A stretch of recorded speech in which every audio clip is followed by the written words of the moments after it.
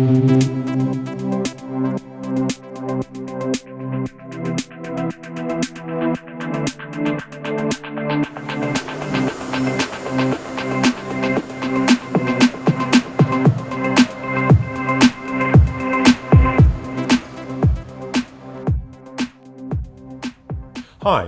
what I want to do today is introduce you to this Keysight digital storage oscilloscope.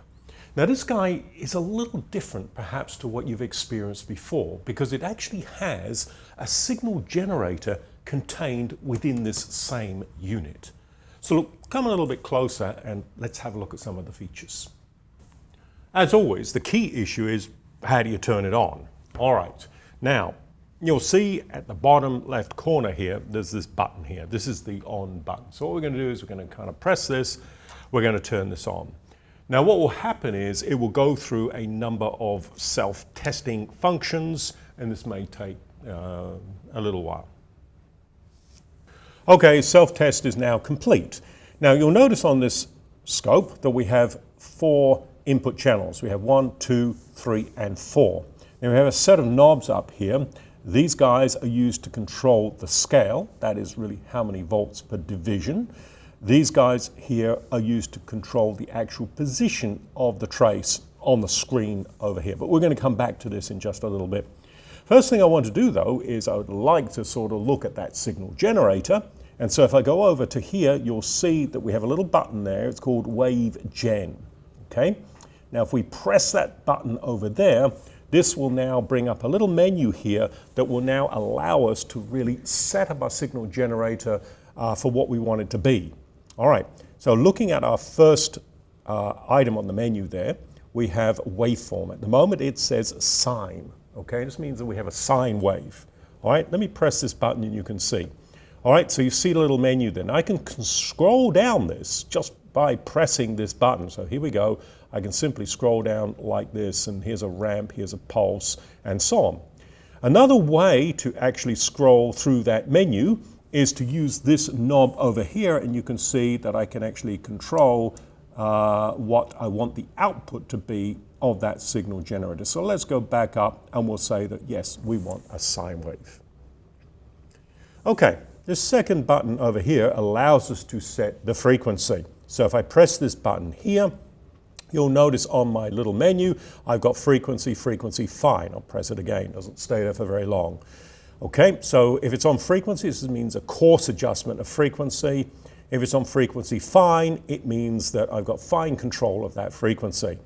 I can also use it, I can talk about period instead of frequency, and I can control what I want the period to be, or I can have coarse control of that or fine control. All right. This little knob over here, I'm set to frequency. This is a coarse adjustment of frequency. This is the knob over here that is actually used to set the frequency. So let me rotate this and you can see.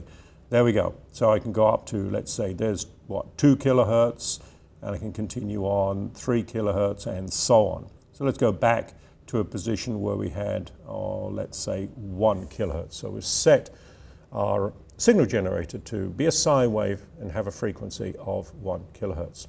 Okay, this knob over here controls the actual amplitude of that sine wave. So if I press this button here, we've got amplitude, okay? Now we can actually have a coarse adjustment of amplitude. This is the peak to peak value, or we could have a fine adjustment of amplitude. So coarse basically and fine, okay? So let's have a go at changing the amplitude. Once again, it's this little knob over here. If I rotate this guy, I can change this.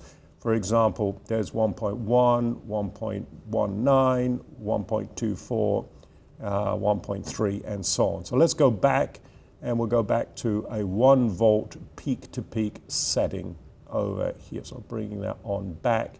Let me get that to a 1 volt peak-to-peak setting. There we go. This little button over here controls whether we want an offset associated with that signal, okay? So in other words, if I push this little button over here, then I can use this same little knob to actually control the amount of offset that we want. So let's look at a little example of that. So I'll press this button, let's control the offset. You'll see it reflected over here. So we're going to change that. Okay, so you can see I've got a 1.1 millivolt offset that we've added to this sine wave.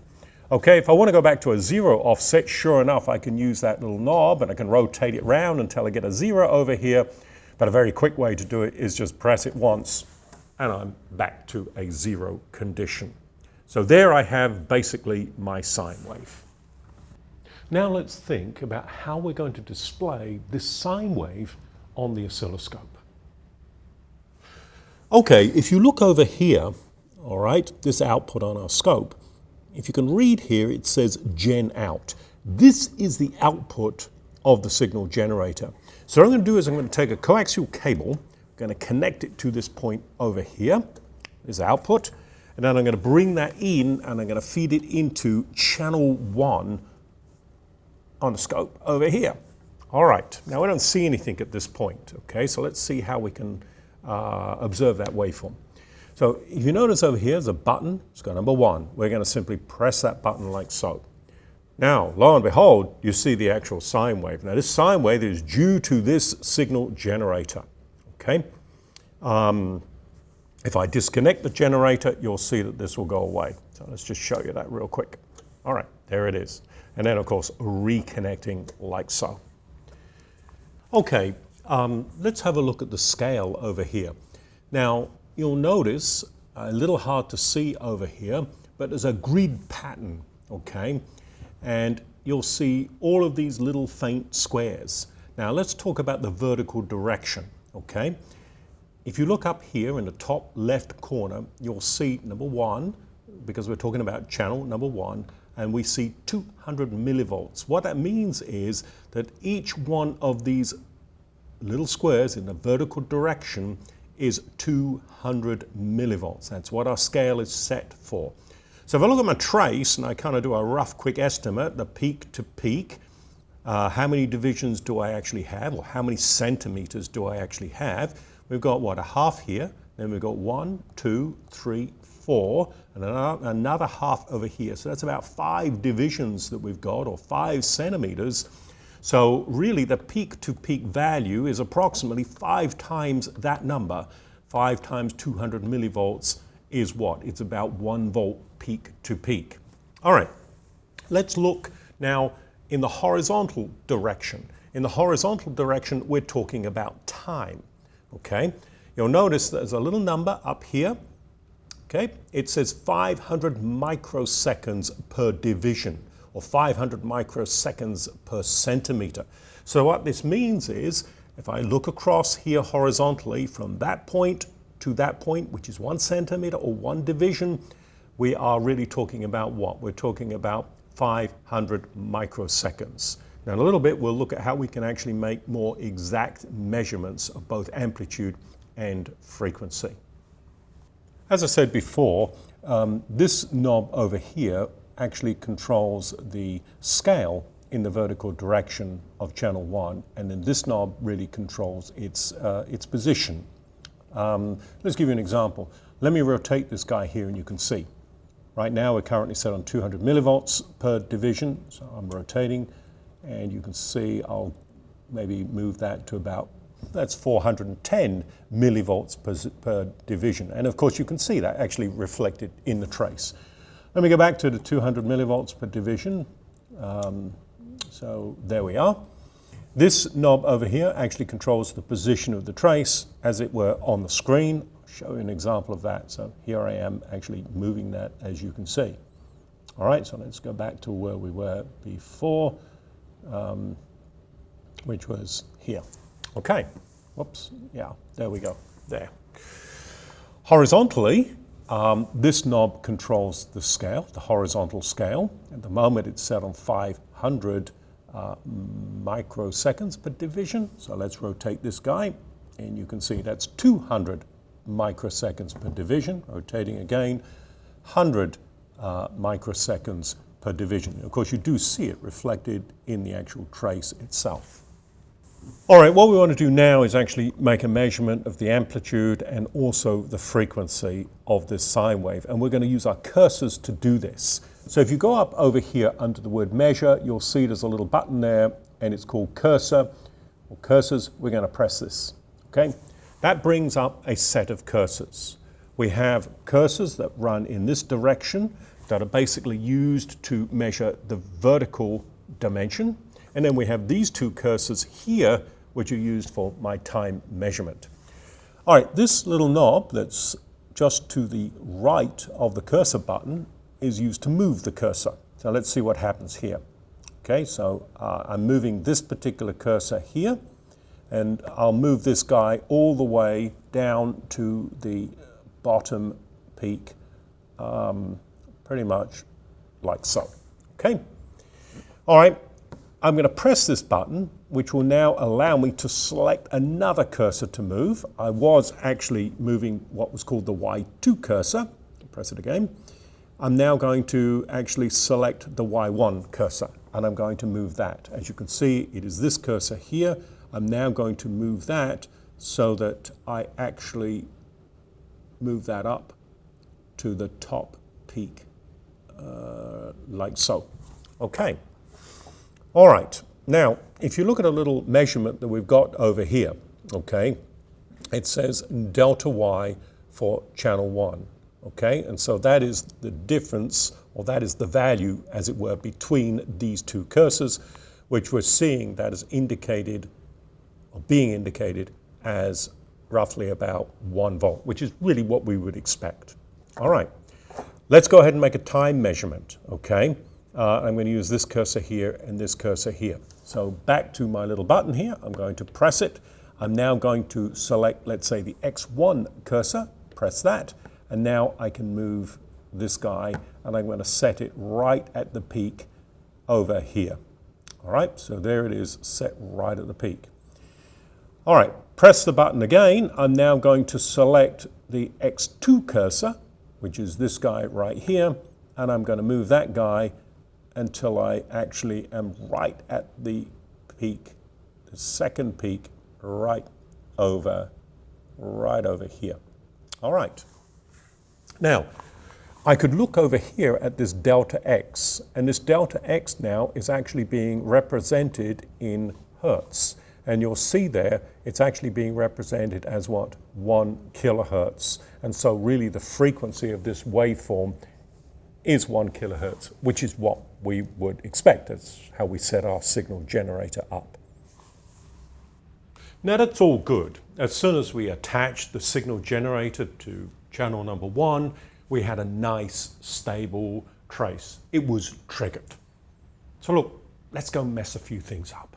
All right, so I'm going to go over here, and I'm going to actually now press this trigger button, and we're going to kind of see what happens. So here I am pressing trigger. All right, now you'll see at the moment at the bottom here, we're actually triggering on an edge, and we've got a button associated with that. If I press that button, you know, we're talking about triggering on this leading edge over here, okay? And we have various different options. The source of triggering happens to be on channel number 1. But look, let's supposing when we turned on this oscilloscope, that wasn't the case. And it was actually, so let me go over here again and maybe actually have it trying to trigger, as it were, on channel 2. Now you'll see that, look, we don't have a stable trace. It is not triggered. Now this could be the situation when you turn on the scope, when you try to make measurements. So you've got to pay attention to the triggering, and you'll see, you know, maybe this doesn't come up. Maybe, in other words, that's what you've got. You're just simply seeing all of that, and you've got to figure out, well, how do I stabilize the trace? So if I don't have a stable trace, I need to go up to the triggering. That's the problem, and we'll press the trigger button. At that point, we now see down here that we're trying to trigger on an input coming in on channel 2, but we don't have an input coming in on channel 2.